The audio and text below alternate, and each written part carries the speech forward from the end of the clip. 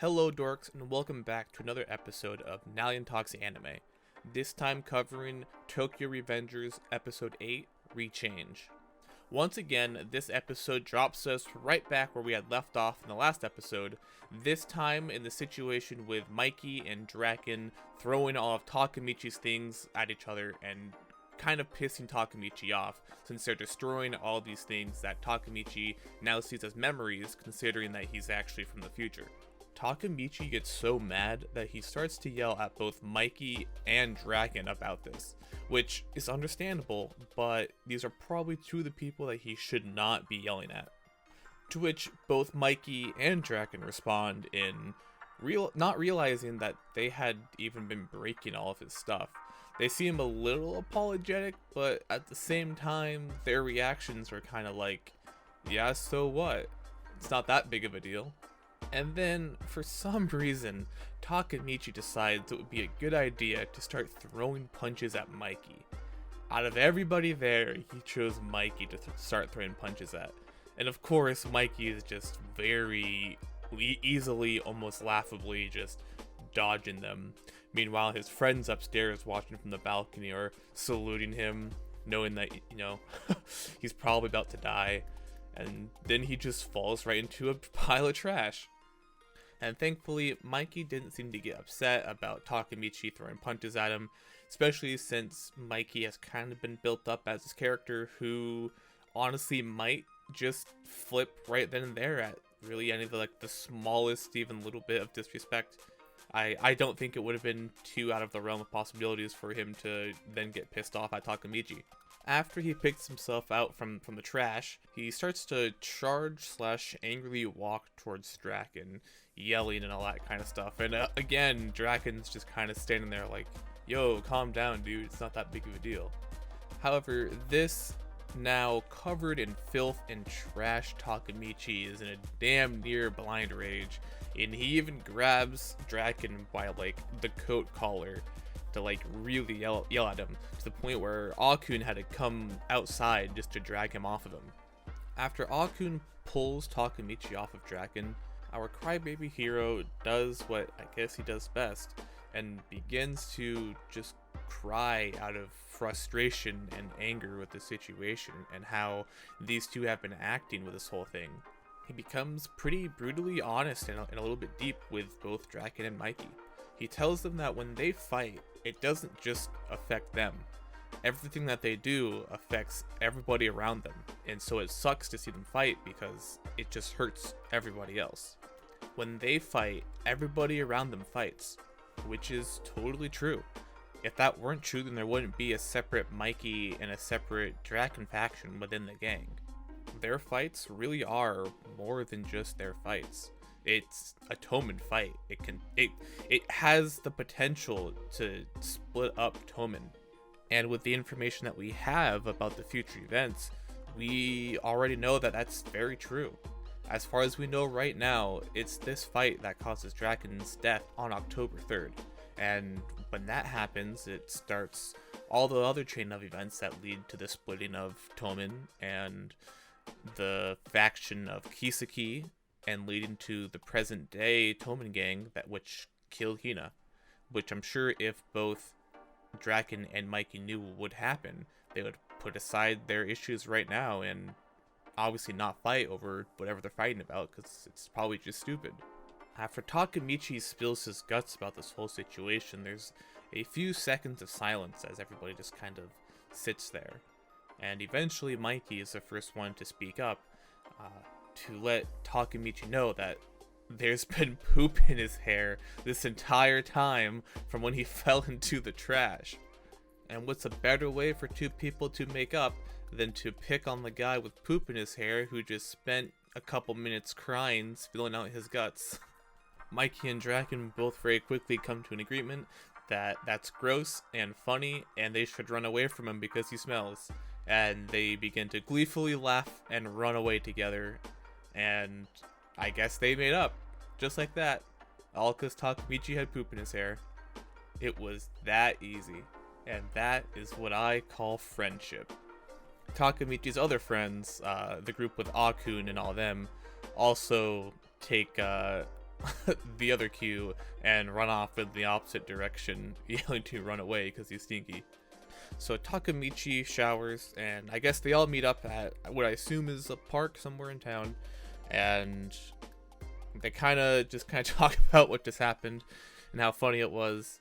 And Draken and Mikey apologize to each other and admit that they were wrong. And Takemichi asks, what the fight was even about, to which they both reply that they forgot. Didn't even know what they were fighting about, but it was about to break Tomen up. Takemichi is able to guess that it was because Draken wanted to honor Paw's resolve to turn himself in, while Mikey wanted to help Paw escape. He wanted to help a friend, not get caught by the police.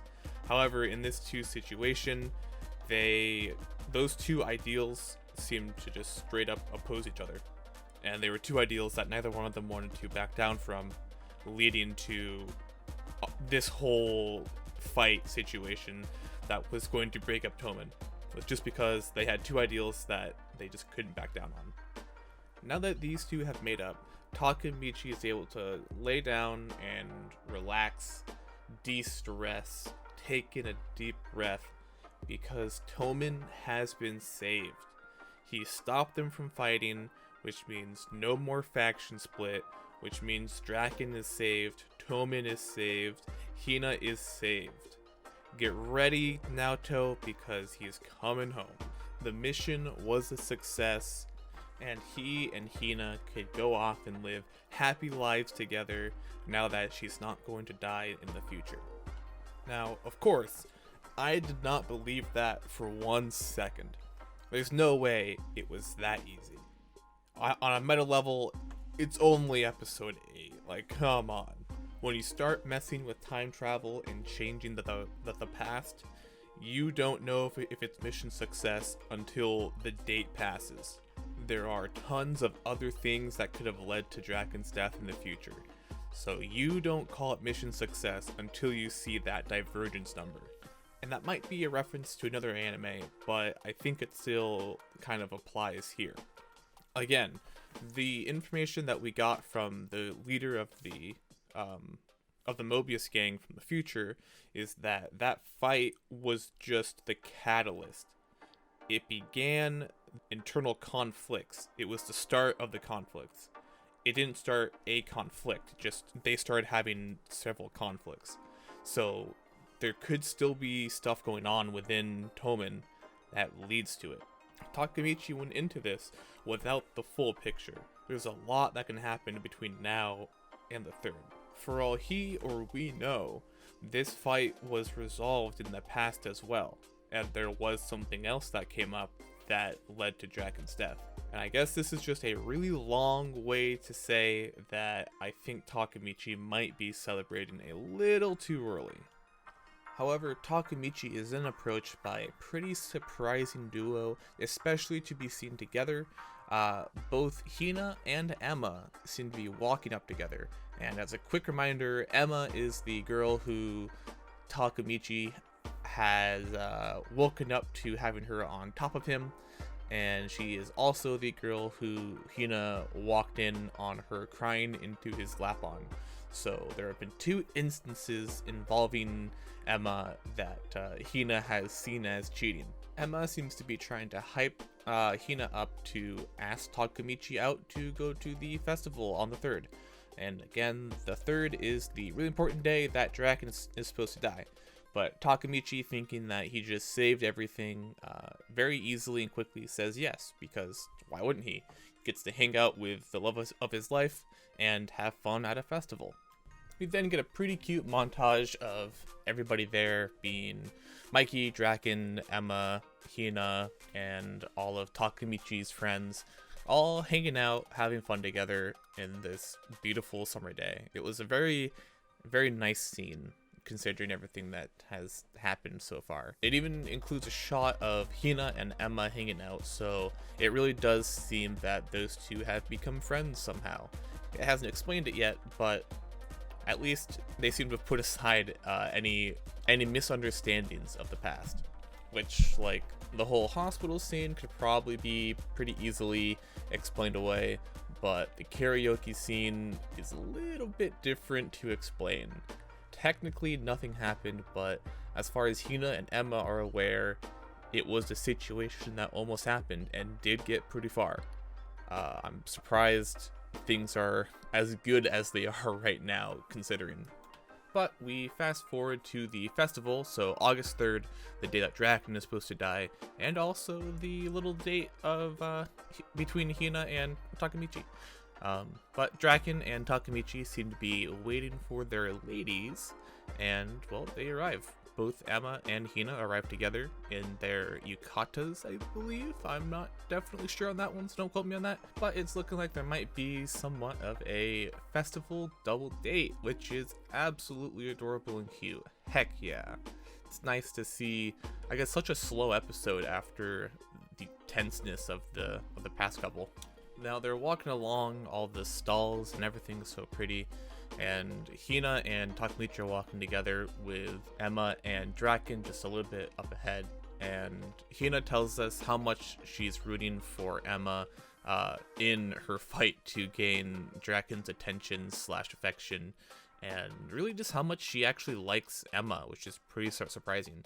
She even says how pure Emma is and all this stuff. It's really nice just to see them become such good friends over what seems to be a pretty short amount of time, especially with, I guess, their introductions to each other to start. During their walk, Hina does make it clear to Takemichi that she has not forgotten the karaoke incident. She seems to have forgiven Emma, but she definitely has not forgiven Takemichi. But she says that she will forgive him if he can win her the top prize at one of the shooting games at the festival. And truthfully, from Hina's point of view, that's really letting him off easy. I really think that Hina is smart enough, or at least has begun to put the pieces together, that there may be two different Takemichis that she might be talking to at any given time. One Takemichi is the one who is mature and nice and seems to be the one who she really has feelings for, and the other one is the more true delinquent version, the one that would do that kind of stuff with Emma. In previous episodes, she has already kind of shown this when she's mentioned to Takemichi that there do seem to be two different versions of him. So maybe she's forgiving this Takemichi in her own way by letting him off with just this carnival game. Or I guess not carnival, but this festival game. However, after a very valiant effort, Takemichi is unable to win the prize. Shortly after his defeat, it begins to rain, and Takemichi and Hina take cover in a nearby tree. While under this tree, Hina goes to take off her geta because her feet are starting to hurt, and she ends up tripping, but thankfully Takemichi is there to catch her, and they kind of are embraced up against this tree. And when Takemichi realizes this, he tries to, give her some space, but she pulls him in close again and then forgives him for the karaoke incident. So he didn't even actually have to win the prize. He still was forgiven. After a couple moments just standing there, they begin to go in for a kiss together. And I'll say this and just leave it at that. But thankfully, his phone begins to ring and it kind of ruins the moment, and they don't end up kissing, which this is a whole other conversation that I'm not going to get into, but I personally think it was probably a good thing that they didn't kiss in this moment, just because Takemichi is still mentally whatever age he is. I think they're in their 20s or something. Meanwhile, where they are right now, Hina is still mentally and physically like middle school or early high school age. So I think it was probably a good thing that they didn't end up kissing in this moment. Takemichi answers the call, and this call happens to be from one of his friends, Yagamishi, who called to tell him that he's gained some intel about some people who might be out to get Draken after all. And these people are still from the Mikey faction. Apparently, some members of the Mikey faction didn't like the fact that Draken and Mikey made up. They still want something to happen to Draken. really, the Mikey stans are just mad that Mikey and Draken got back together. So finally, Takemichi wakes up to the realization that he hasn't actually figured out what causes Draken's death, and that there are other things that could happen. So of course, he now has to live up to the hero part of Crybaby Hero and go and try to save Draken. Even though he'll be leaving Hina alone in the rain, he knows that he has to go and save Draken, otherwise she won't have a future to be in. So he lets her know that he's going to leave and that he will be right back, and he takes off running to try to go and save the day. And Hina, bless her soul, this sweet woman, can only think about how she hopes he doesn't get a cold while running away. While he's running through the woods to go and find Draken, Takemichi walks past a shrine that seems to have a bunch of members of Tomen at it and one member of Mobius. From what Takemichi can see, it looks like the member of Mobius hands a member of the Tomen gang, who happens to be none other than Kiyomasa himself, a knife. And as he takes the knife, he says how he is going to go and kill Draken, since he's the one who started it all. As he begins to turn around and go find Draken again, he is caught, and he's grabbed by the hair, thrown into the middle of all of these members, and starts getting slapped around, and they start ordering him around like to get him drinks and stuff. And in that moment, Takemichi loses his resolve, everything that he's worked up towards so far. He reverts back to who he used to be. He just kept apologizing for no reason. He was putting his forehead into the mud and apologizing without needing to. The gang members then tie him up. They get a bunch of duct tape and they bind his hands together, his legs together, his feet together, and they leave him alone in the mud in front of the shrine in the rain. Cold, sad, weak, hopeless. But lucky for him, the sweet, sweet angel Hina comes to the rescue in arguably one of his weakest moments, after being beaten, ridiculed, and left almost to die. But that's a little dramatic for the situation, I think. Here she comes to save the day, to save him. However, Takemichi has lost all of the hope that he once had. The weight of his mission has crushed him, and he has given up completely and totally.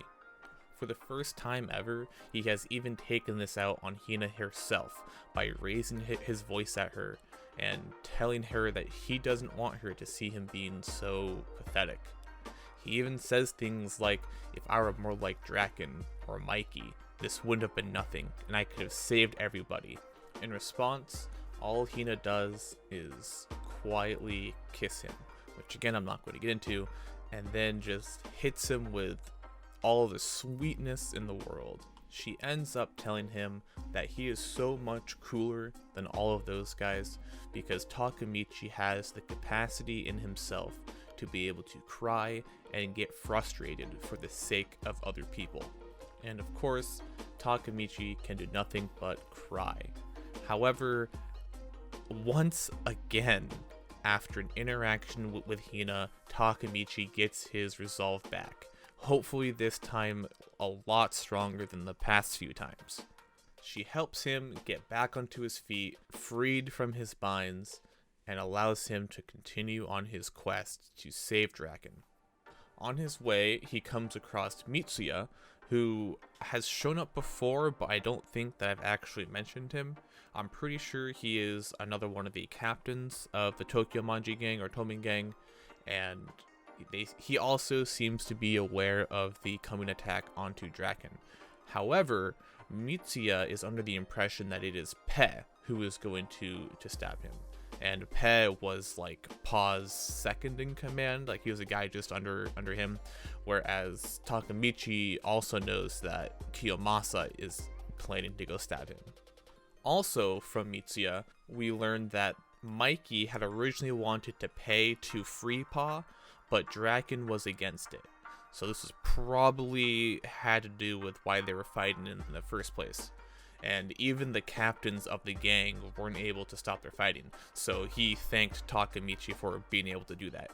Apparently, just about everybody in the gang was in agreement about how nothing could be done about Pa, thanks to Takemichi's actions. And it was almost everybody, because the one person who wasn't in agreement was Pe. After we learn that from Mitsuya, we get a scene of Emma and Draken walking together under a couple of umbrellas. Emma is talking about how she should call Hina to see how they're doing, but Draken says no, she's probably already home due to the rain. And then he is confronted by Pe, who seems to have some sort of a weird sash on him, almost as if he's carrying something, which who knows what that could be. And after that is where the episode ends. So, as things stand right now, there seem to be two different groups who are going after Draken. One being Pe, trying to get revenge for Pa because he doesn't agree with how that situation was handled, and the other group being the group that Kiyomasa belongs to, and how Kiyomasa is going to go stab him. So, well, Takemichi definitely has his work cut out for him in the next episode, and hopefully he will succeed. I definitely would really like to see Draken live past August 3rd. He's a pretty great character. I think I have mostly talked about everything that I've wanted to talk about, aside from just one little nitpicky thing that's probably just me looking at the details too much, but why Takemichi hasn't just called Draken or Emma, or even had Hina call Emma or something like that to, I don't know, warn him. Because as I said, in the final scene, Emma was talking about calling Hina. And Takemichi obviously has his phone on him, since he just was called by his friend, Yamagishi. So why doesn't he just call Draken? But those are just my thoughts on it. I'm really curious as usual about what you guys will think about it. So please go ahead and leave a comment about it, and let's talk about it some more. And while you're down there, why not leave a like or subscribe?